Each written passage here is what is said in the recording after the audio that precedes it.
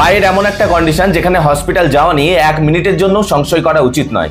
এটা হলো যদি কখনো খেয়াল করেন পায়ের আঙুলগুলোতে প্রচন্ড যন্ত্রণা শুরু হয়ে গেছে, এর সাথে সাথে আঙুলগুলো কেমন একটা কালচেটে ভাব নিতে শুরু করেছে।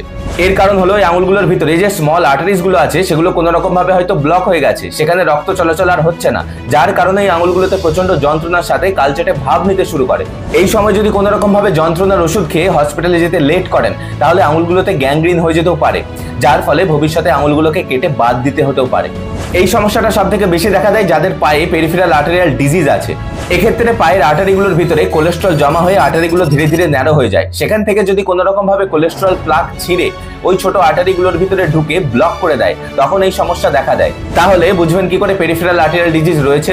যদি কখনো খেয়াল করেন হাঁটার সময় পায়ে যন্ত্রণা বেড়ে যাচ্ছে আর রেস্ট নিলেই পায়ে যন্ত্রণাটা আবার কমে যাচ্ছে, তখন পেরিফেরাল আর্টেরিয়াল ডিজিজ থাকার সম্ভাবনা সব থেকে বেশি থাকে। তাই যদি দীর্ঘদিন ধরে হাঁটার সময় পায়ে যন্ত্রণা অনুভব করেন তার মানে আপনার পেরিফেরাল আর্টেরিয়াল ডিজিজ থাকতে পারে, সেক্ষেত্রে একবার ডক্টর দেখে নেওয়া সব থেকে বেটার হয়।